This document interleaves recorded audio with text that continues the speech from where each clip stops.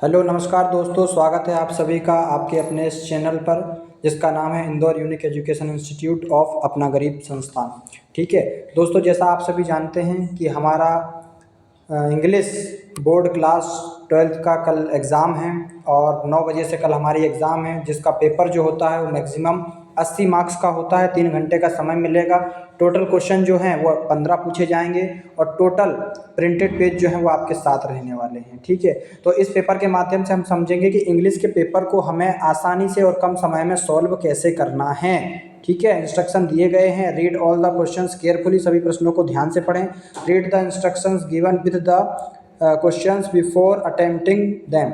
ठीक है, प्रश्नों को अटेम्प्ट करने से पहले उनके जो इंस्ट्रक्शन दिए गए हैं उनको ध्यानपूर्वक और सावधानी से पढ़ें, उसके बाद ही पेपर को सॉल्व करना स्टार्ट करें। Marks of each question are indicated against them. ठीक है, उनके साथ उनके मार्क्स जो हैं वो इंडिकेट किए गए हैं, तो वो आप उनको ध्यान रख लेना, देख लेना। ठीक है, सेक्शन नंबर ए रीडिंग का सेक्शन है। एक क्वेश्चन 10 मार्क्स का है, मतलब एक एक क्वेश्चन एक मार्क्स का रहेगा। कुल मिला के आपके 10 नंबर के 10 प्रश्न रहेंगे। पैराग्राफ दिया है, इसको आपको केयरफुली पढ़ना है। संभवतः इन पैराग्राफ को पढ़ने के लिए जो हमारा प्लान होता है कि हम इनको क्वेश्चन नंबर डाल के इनके आंसर नंबर डाल के छोड़ देते हैं, अंत में करते हैं, और यही करना चाहिए। समझदार विद्यार्थी होने की पहचान भी यही है कि जो आपको पहले बहुत अच्छे से आता है आप उसको बहुत अच्छे से पहले कर लें, इसके बाद ही आप अगले क्वेश्चन उस पर स्विच करें जिनमें टाइम लगता है। ठीक है, तो इनको हम लास्ट में ही करें, ज़्यादा बेहतर है। क्वेश्चन नंबर 1 10 मार्क्स का है। क्वेश्चन नंबर 2 क्या बोल रहा है? सुटेबल टाइटल और नोट मेकिंग बहुत अच्छे से मैंने समझाई हुई है, नहीं देखा है तो इसके डिस्क्रिप्शन में मैं लिंक डाल दूंगा, उसको कैसे सॉल्व करना है वो आप लोग देख लीजिएगा। ठीक है, अगला है क्वेश्चन नंबर 3। क्या बोल रहा है? सेक्शन बी राइटिंग है। ये एप्लीकेशन आएगी, है ना।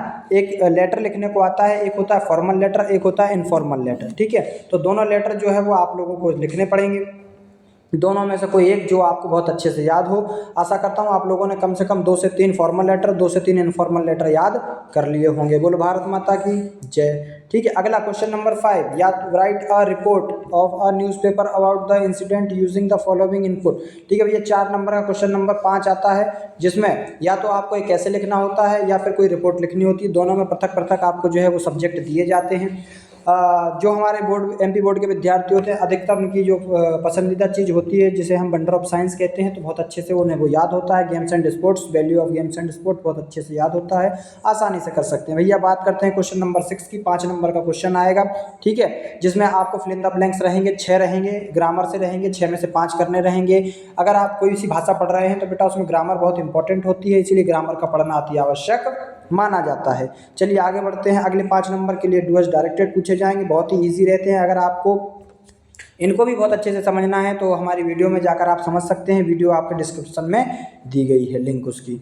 ठीक है, अगला क्या बोल रहा है? Section D read the following extract and answer the questions that follow. मतलब इसके साथ जो प्रश्न दिए गए हैं उसको पहले केयरफुली पढ़ना है, उसके साथ ये जो एक नंबर के 5 प्रश्न हैं इनके उत्तर आपको इसी में से ढूंढ के लिखना है। बहुत बढ़िया, कोई कठिन होता नहीं है, इंग्लिश के पेपर में पास होना बहुत आसान होता है। Question number A, section number A, read the following extract and answer the question that follow. ठीक है, 3 नंबर का क्वेश्चन है, इसके साथ जो क्वेश्चन दिए गए हैं वो आपको बहुत अच्छे से पढ़ना है, बहुत अच्छे से तैयार करना है।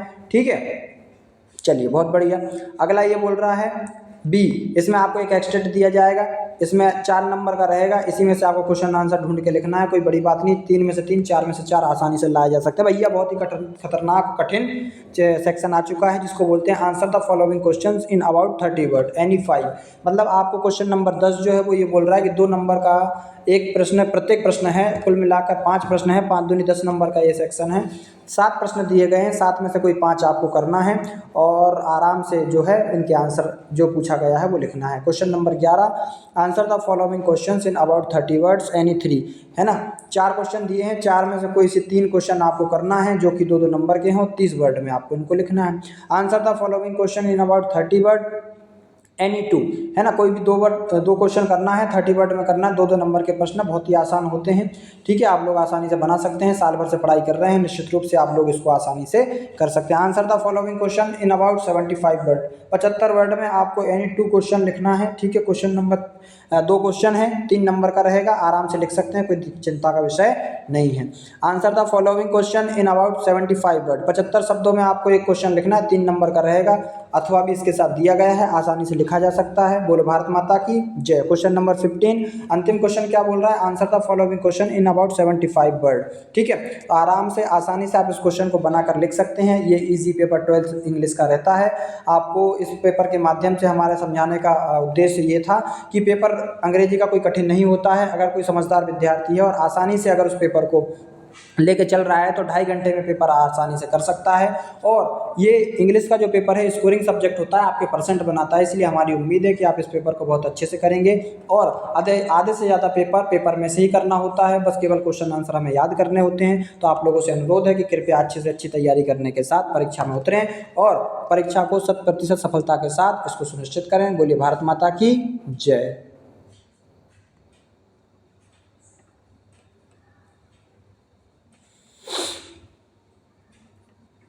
चलो